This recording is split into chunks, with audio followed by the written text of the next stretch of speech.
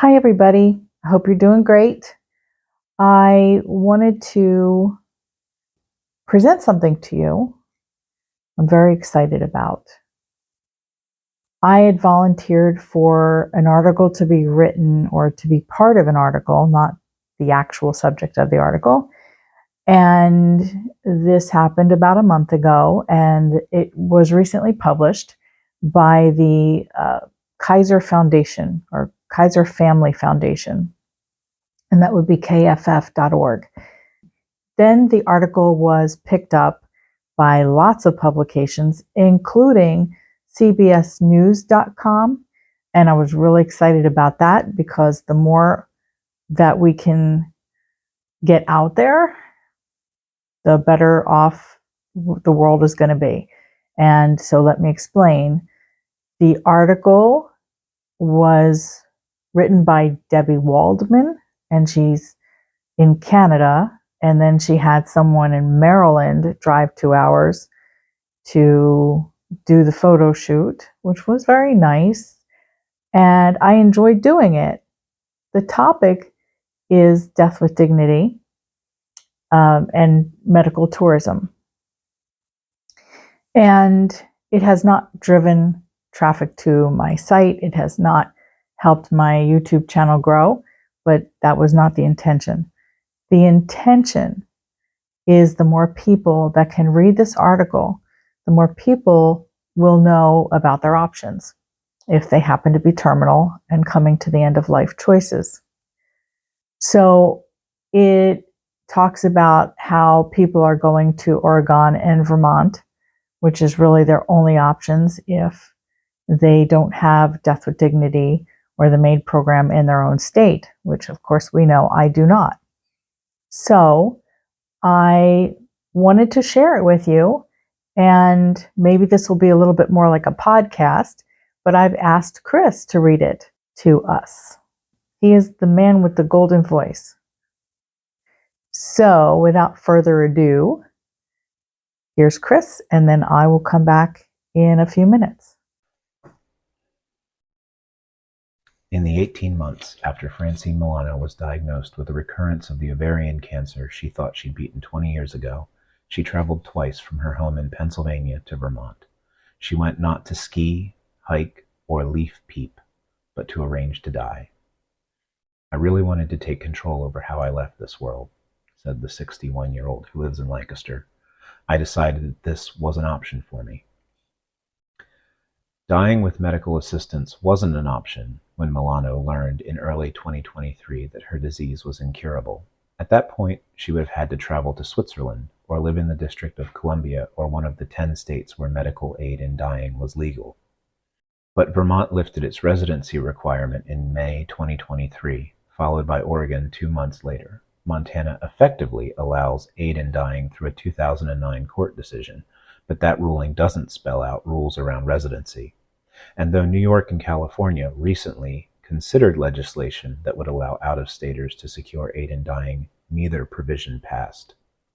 Despite the limited options and the challenges, such as finding doctors in a new state, figuring out where to die, and traveling when too sick to walk to the next room, let alone climb into a car, dozens have made the trek to the 2 states that have opened their doors to terminally ill non-residents seeking aid in dying.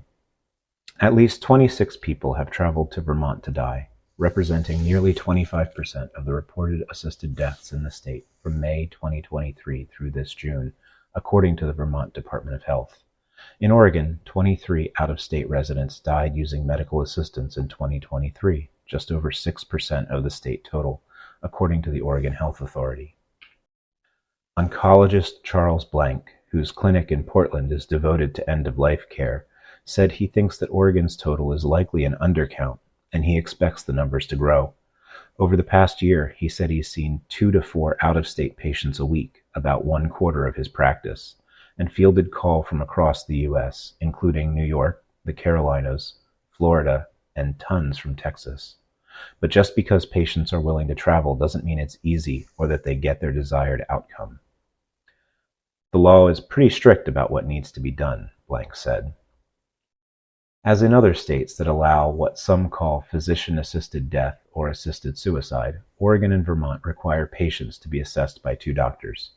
Patients must have less than 6 months to live, be mentally and cognitively sound, and be physically able to ingest the drugs to end their lives. Charts and records must be reviewed in the state. Neglecting to do so constitutes practicing medicine out of state, which violates medical licensing requirements. For the same reason, the patients must be in the state for the initial exam, when they request the drugs, and when they ingest them. State legislatures impose those restrictions as safeguards to balance the rights of patients seeking aid in dying with a legislative imperative not to pass laws that are harmful to anyone, said Peg Sandine, CEO of the group Death with Dignity.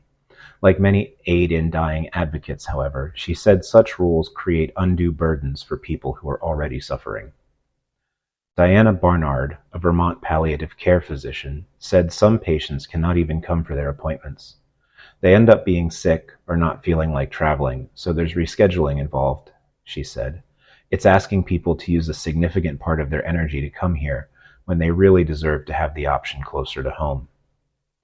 Those opposed to aid in dying include religious groups that say taking a life is immoral, and medical practitioners who argue their job is to make people more comfortable at the end of life, not to end the life itself.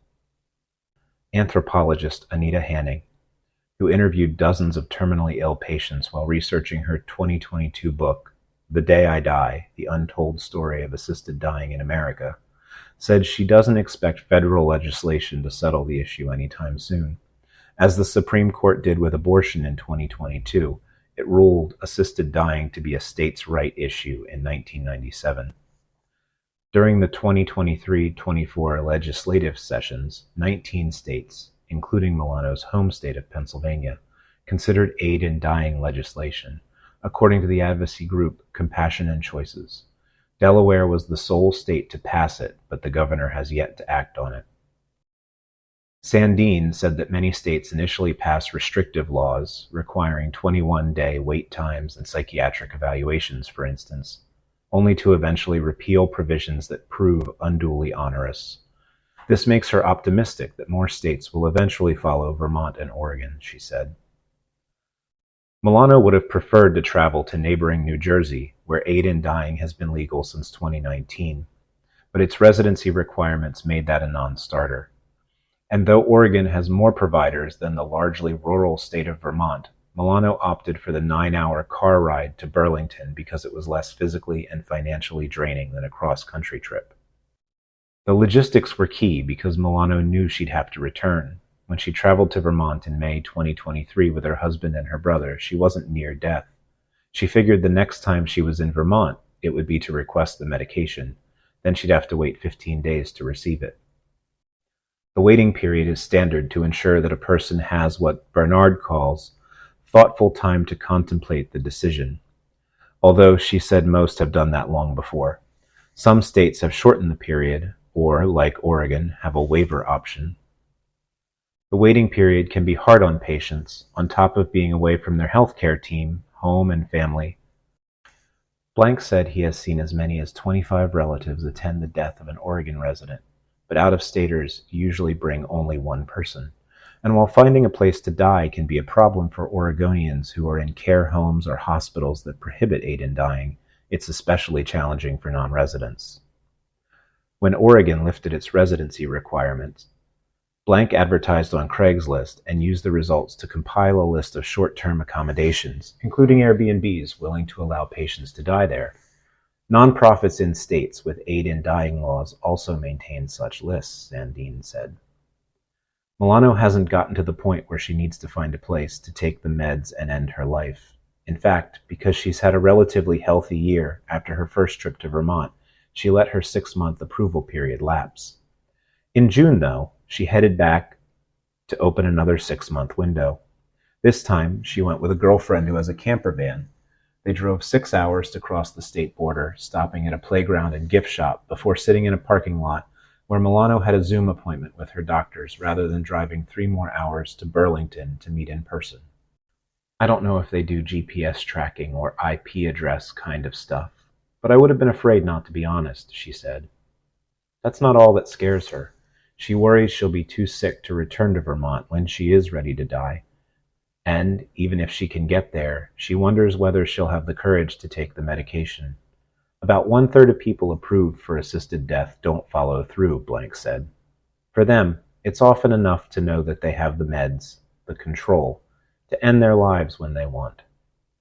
Milano said she is grateful she has that power now while she's still healthy enough to travel and enjoy life.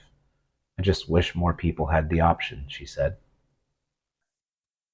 So there you have it. It's a very important topic that we need to talk about. We need to normalize this. And I feel like it's an uphill battle.